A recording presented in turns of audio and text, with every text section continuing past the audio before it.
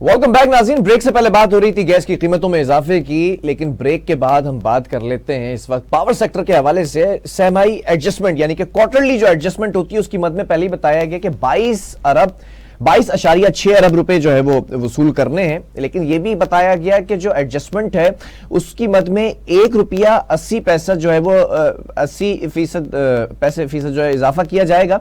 और इससे पहले मैं आपको ये बताना चाहता हूं कि 3.28 रुपए फी यूनिट जो है वो अदा करते नजर आ रहे हैं लोग एडजस्टमेंट की मद में। अब ये दोनों अगर मिलाए जाएं तो ये तकरीबन 5.40 रुपए फी यूनिट बन जाता है।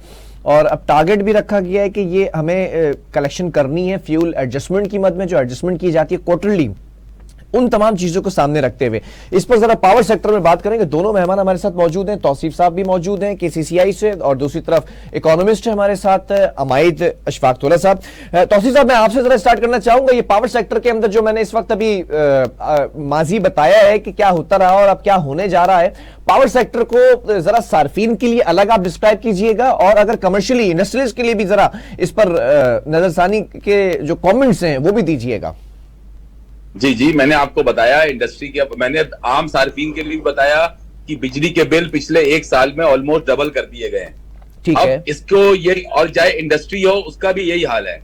आप एक आदमी जिसकी तनख्वाह 30-35 हजार रुपए है, उसके बिजली का घर का बिल 12-15 हजार रुपए आ रहा है, 14 हजार रुपए आ रहा है, वो कहां से पे कर सकता है आप बताएं। अब इसका ये वही बात आ रही है, ये वही बात करते हैं कि जी कैपेसिटी चार्जेस की मद में हमसे लिए। इसके अंदर अगर आप पूरा इसका स्लैब निकालें तो उसके अंदर मेजर चंक जो है वो कैपेसिटी चार्जेस का है। अच्छा, एग्जैक्टली आपने बड़ा अच्छा पॉइंट उठाया। वो ये कहते हैं कि रुपया कम हुआ था, इस वजह से सूद बढ़ गया था, इस वजह से कैपेसिटी चार्जेस थे, इस वजह से, और मुतगय्यर इखराजात की वजह से ये हम एडजस्टमेंट को यहां पर रखते हैं सामने। जी जी जी, तो अब कैपेसिटी, अब वही बात है कि इन्होंने जो भी मुआहदे किए, जो भी पिछली गवर्नमेंट्स थी जो उन्होंने जो भी मुआहदे किए, अब उन्होंने अगर गलत मुआहदे किए जिससे आज कैपेसिटी चार्जेस की वजह से आपको इतना बड़ा चंक पे करना पड़ रहा है, तो उसमें आम आवाम का क्या कसूर है। दूसरी बात, मैं आपसे ये बात फिर दोबारा दोहराऊंगा कि देखें, हमें रिफॉर्म्स की जरूरत है, हमें आज रिफॉर्म्स की जरूरत है। ये मसले का हल नहीं है कि आप इसी तरह fuel adjustment, capacity charges, oil charges, आप उसकी मद में सारा बोझ अवाम पे डालते चले जाएं। ये बात भी ठीक है, मैं ये इस बात पे कभी भी नहीं कहूंगा आपको 100 रुपए की चीज पड़ रही है आप उसको 90 रुपए की बेचते जाएं। बिल्कुल, अगर आप इस तरह करेंगे तो हमारा खसारा बढ़ेगा, ये हमारे लिए मुश्किल हो जाएगा, और हम पहले ही बहुत मुश्किलात का शिकार हैं। मैं इस बात का भी कायल हूं, लेकिन मैं अब दोबारा यही बात करूंगा कि हमें ऐसे रिफॉर्म्स लाने पड़ेंगे। अब आप देखें, अब आज आपके पास बिजली एक्सेस है, कभी आपको कैपेसिटी चार्जेस भरने पड़ रहे हैं, ठीक है, तो आप तो ऐसे इकदाम करें कि इंडस्ट्री 24 आवर्स चले, 20, जिससे ज्यादा कंजम्पशन हो। मैं जरा तौसीफ साहब आपकी तरफ आऊंगा, इंडस्ट्री पर भी बात करूंगा, आपका ताल्लुक इंडस्ट्री से। अमाइद, मैं जरा जानना चाहूंगा, एक घरेलू सारिफ के लिए पहले ही वो शख्स बेचारा ₹3.28 फी यूनिट एडजस्टमेंट की मद में भर रहा है, पूरी वजाहत की तौसीफ साहब ने। अब ₹1.80 और उसमें ऐड किए जाएंगे एडजस्टमेंट की मद में, तो ये बिल कहां पर जाएंगे और ये अवाम के ऊपर ही सारा बोझ क्यों गिर रहा है? यही बात मैं कर रहा हूं कि अवाम के ऊपर ही बोझ गिर रहा है, जो उनकी अब उनकी सलाहियत ही नहीं है उसको। तौसीफ साहब, मैं जरा अमाइद साहब से भी इस पर कमेंट ले लूं। अमाइद साहब, जरा इस पर कमेंट दीजिएगा प्लीज। सर देखिए, बिल्कुल बहुत जो है सिचुएशन जो है बहुत मुश्किल होती जा रही है। ये क्वार्टरली एडजस्टमेंट जो हो जाती है, बिजली के जो प्राइसेस हैं और जो इलेक्ट्रिसिटी का जब बिल आता है, तो एक आम आदमी परेशान हो जाता है, वो सर पकड़ लेता है कि जी मैं ये किस तरीके से भरूंगा। और तौसीफ साहब ने बिल्कुल सही बोला कि एक आम आदमी जिसकी तनख्वाह 30 से 40 हजार रुपए, वो 10-15 हजार रुपए इस तरीके से बिजली के बिल में अफोर्ड कर सकता है। उसको आगे घर का किराया देना है, उसको अपने महीने का राशन खरीदना है, बिल्कुल ऐसे ही बनाना है। बिल बहुत मुश्किल सूरत हाल होती जा रही है।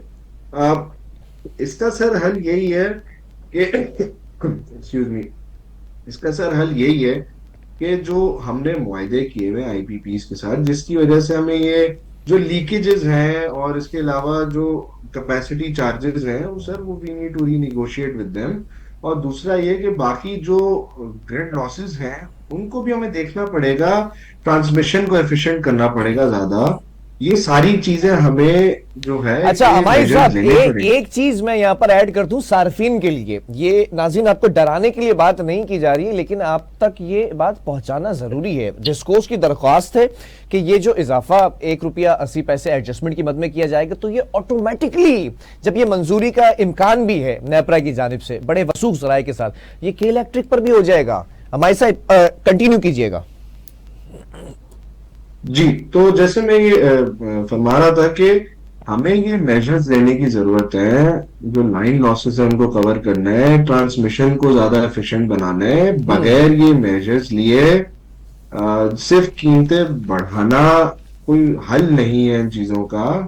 ये तो आवाम पे आप मजीद बोझ डालते ही जाएंगे बगैर कोई सोल्यूशन के। ये कोई हल नहीं है। अनफॉर्चुनेटली अभी तक जो है वो कोई मैंने तो एटलीस्ट मीडिया में या कहीं पे नहीं पढ़ी कि जी कोई प्रोडक्टिव रिफॉर्म्स की तरफ हम जा रहे हैं। यही पढ़ता रहता हूँ कि जी कीमतें बढ़ गई, कीमतें बढ़ गई।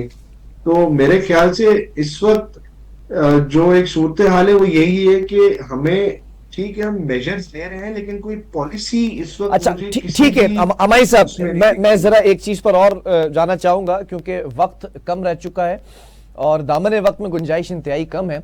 सवाल यह है कि आप लोगों को याद होगा हम बैठकर काफी डिस्कशन कर चुके हैं टीवी चैनल पर कि ये जो रेवेन्यू जनरेटिंग बजट था, मिनी बजट जो पेश किया गया था इस साल के शुरू में, उसमें कुछ आदाफ रखे गए थे। वो आदाफ हासिल करना इंतहाई जरूरी था। फिर उसके बाद IMF का प्रेशर बिल्ट हो रहा था, जो है रुपया डी वैल्यू हो रहा था, डॉलर ऊपर जा रहा था। वो जो अहदाफ थे, क्या वो बजट पेश होने से पहले पूरे कर लिए गए थे, या वो तमाम चीजें मिली जुली हैं जो आज हम यहां पे खमियाजा भुगत रहे हैं? अमाई साहब प्लीज आप कंटिन्यू कीजिएगा।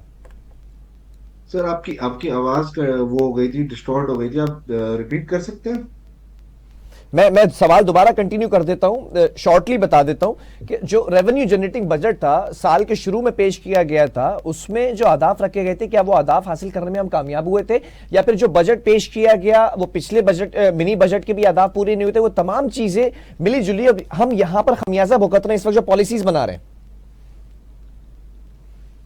सर देखें, अहदाफ कैसे पूरे होंगे आप मुझे बताएं कि जब आप रेवेन्यू जनरेट करते हैं तो आपकी जब मुतवाज़े मईशत पैरेलल इकोनॉमी इतनी बड़ी हो, इस पे कुछ एस्टिमेट्स हैं कि आपकी जो जीडीपी है उसका 100% आपकी पैरेलल इकोनॉमी है। कोई एस्टिमेट है जी 75% है, कोई एस्टिमेट है कि जी 100% से भी ज्यादा है। तो सर आप मुझे ये बताएं कि जब तक आप उस मुतवाज़िन मईशत को डॉक्यूमेंटेशन की तरफ नहीं ले जाएंगे, आपके रेवेन्यू जनरेटिंग टारगेट्स कैसे पूरे होंगे? वो हो ठीक ही है। नहीं सकते। जब तक आप उन चीजों टैक्स रिफॉर्म्स नहीं करेंगे वो अहदाफ पूरे नहीं हो सकते। आपका खसारा ही रहेगा। और अगर सही मायनों में आपको रिफॉर्म्स करने हैं, रेवेन्यू जनरेट करना है, तो एक रिपोर्ट इस वक्त पड़ी हुई है, टेबल पे पड़ी हुई है फाइनेंस मिनिस्ट्री में, उसको इम्प्लीमेंट करना चाहिए इन लोगों को। जो भी गवर्नमेंट है, इंटरिम हो, जो भी अगली गवर्नमेंट है, उस रिपोर्ट को इम्प्लीमेंट होना चाहिए। वो पाकिस्तान के फायदे की बात है।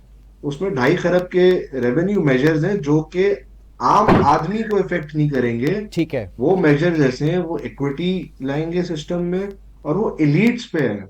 वो उससे कोई आम आदमी जो है उससे नेगेटिवली इफेक्ट नहीं होगा। चलो ठीक लेट्स है। Put it that way.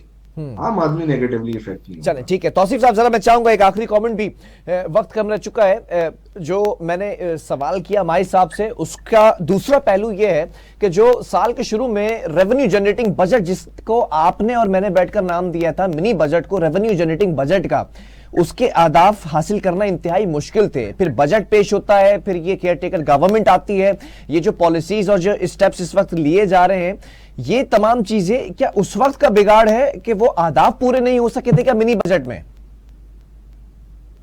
मैं आपको इसका आसान सा जवाब यूं दूं, जैसे अब्बासी साहब की ने भी बड़ी अच्छी बात की कि आपको टैक्स रिफॉर्म्स लाने पड़ेंगे। अब आप ये देखें, पहले पिछले साल अगर आप जाएं तो 7.2 ट्रिलियन का आपका रेवेन्यू टारगेट था। ठीक है। अच्छा, टैक्स पेयर वही 3 मिलियन टैक्स पेयर हैं जो उसको पूरा कर रहे थे। ठीक है। आपने टैक्स नेट को नहीं बढ़ाया। आज आपका रेवेन्यू टारगेट 9.2 या 9.3 ट्रिलियन का रेवेन्यू टारगेट है। वही टैक्स पेयर्स हैं, आपने उनके ऊपर बोझ डाल दिया। जबकि आपने कोई टैक्स पेयर इंडक्ट नहीं किया, नया टैक्स पेयर जो प्रिविलेज क्लास है, जो आपके बड़ी गाड़ियों में रहते घूमते हैं, जो आपके फॉरेन ट्रिप्स करते हैं, वो टैक्स नेट अच्छा से बाहर है। तौसीफ साहब मैं यहाँ पर आपको इंटरप्ट करना चाहूंगा, मैं नाज़रीन को भी बता दूं, निगरान वजीर आजम लम्स यूनिवर्सिटी में गए तो वहां पर एक बच्चे ने भी सवाल किया, उसका ताल्लुक कोयटा से था, जिसके जवाब में निगरान वजीर आजम ने बड़ा प्यारा जी यहाँ पर जवाब दिया कि आप मुतालबा तो करते हैं सड़क बनाने का, मुतालबा तो करते हैं प्रोजेक्ट्स बनाने का, मुतालबा तो करते हैं इकोनॉमी को दुरुस्त करने का, और ये जो आप बात कर रहे हैं टैक्स पेयर्स की, टैक्स पेयर्स हैं कितने इस मुल्क के अंदर, हम टैक्स क्या पे करते हैं? अगर खुद इस बात का हम अंदाजा लगाएं और खुद से सवाल करें तो आप भी मुझे बताइएगा, आप इंडस्ट्रीज हैं, इंडस्ट्री से आपका ताल्लुक है, तौसीफ साहब कितने इंडस्ट्रीज ऐसे हैं जो पूरा टैक्स पे करते हैं? देखिए, मैं अगर कराची की बात करूं तो पूरे पाकिस्तान का मोर देन 60% रेवेन्यू कराची से जनरेट होता है। ठीक है, कराची शहर से, ठीक है, ये बिजनेस हब है। लेकिन यहाँ पर हमेशा हमारे साथ जो सलूक किया जाता है वो ये है कि हम हैरेसमेंट हम फेस करते हैं, नोटिसेस हम फेस करते हैं, और मैं वही बात फिर दोहराऊंगा कि ये टैक्स नेट को नहीं बढ़ा रहे, टैक्स पेयर्स को नहीं बढ़ा रहे। जो ऑलरेडी एग्जिस्टिंग टैक्स पेयर्स जो सबसे ज्यादा कराची के अंदर हैं, और उसमें भी जो मैंने आपको 3 मिलियन टैक्स पेयर्स कहे, उसमें भी ज्यादातर टैक्स पेयर्स जो है वो सैलरीड क्लास है, तो और ये टैक्स नेट को नहीं बढ़ा रहे, ये उन्हीं पे बर्डन डालते हैं टैक्स जो ऑलरेडी टैक्स नेट पे होता है। तो उसको होता ये है कि वो आदमी ये सोचने पे मजबूर हो जाता है कि यार मैंने क्या गुनाह किया था कि जो मैं टैक्स नेट में आ गया, तो मैं तो जब दूसरे को देखता हूँ और कि वो अपना सब कुछ एंजॉय कर रहा है और टैक्स भी नहीं पे कर रहा, तो फिर मतलब ये समझ ले, एंड ऑफ द कॉन्वर्सेशन ये समझ लेते हैं कि टैक्स नेट बढ़ाना इस वक्त सबसे बड़ा मसला है, यही बात है ना? एग्जैक्टली। ठीक है, अमाई साहब से भी मैं आखिरी कमेंट लेना चाहूंगा। अमाई साहब, क्या सारे मसाइल का हल भी यही है कि आप टैक्स नेट को बढ़ाएं? ठीक है, मेन टारगेट होना चाहिए। ठीक है, लेकिन अगर आप पिछले 10 सालों में आप इनसे पूछें कि आपने टैक्स नेट में कितना टैक्स नेट बढ़ाया, वही टैक्स पेयर्स हैं जो पहले 7.2 ट्रिलियन टैक्स पे कर रहे थे, आज वो 9 ट्रिलियन का चले। ठीक है, बहुत शुक्रिया अमाई साहब। मैं चाहूंगा आखिरी कमेंट्स पे करें, डू यू एग्री कि टैक्स नेट को अगर बढ़ाया जाए तो शायद ये मसला हो सके? अगर बजट के अंदर अहदाफ रखे जाते हैं वो अहदाफ पूरे नहीं किए होते हैं, ये भी एक बड़ा मसला है, तो एग्री करेंगे क्या इस चीज से आप? सर 110%। आप मुझे एक बात बताएं, ये जो RRMC की रिपोर्ट है इसमें मीडिया के थ्रू ये डिस्क्लोजर भी आया था कि आपकी जो 90% आपका जो इनकम टैक्स जनरेट होता है, जो पे होता है, वो 3% of your total income tax filer पे करते हैं। इंडिया में यही सेम स्टेटिस्टिक है कि 22% of the income tax filers पे 90% ऑफ द इनकम टैक्स। तो आप मुझे बताएं कि कितनी बड़ी डिस्पैरिटी है इन दो स्टेटिस्टिक्स में, और इससे आप अंदाजा लगाएं कि एक मुख्तसर सी एक क्लास है, उसी पे ही बर्डन आए जा रहे हैं, वो ही टैक्स भरे जा रहे हैं। ना आप एग्रीकल्चर को सही तरीके से टैक्स कर पा रहे हैं, ना आप रिटेल सेक्टर को सही तरीके से टैक्स कर पा रहे हैं। जब तक आप मुझे एक बात बताएं, ये दो छोटे शोबे तो नहीं है ना, ये रिटेल, होलसेल, एग्रीकल्चर को मिला के 44-45% बन जाता है आपका जीडीपी का। और जब आप इसको एनालिसिस करें तो आप इनका कंट्रीब्यूशन इन सेक्टर्स का देख लें जरा टैक्सेशन की तरफ, जो टोटल टैक्स रेवेन्यू जनरेट होता है, इट इज नेग्लिजिबल।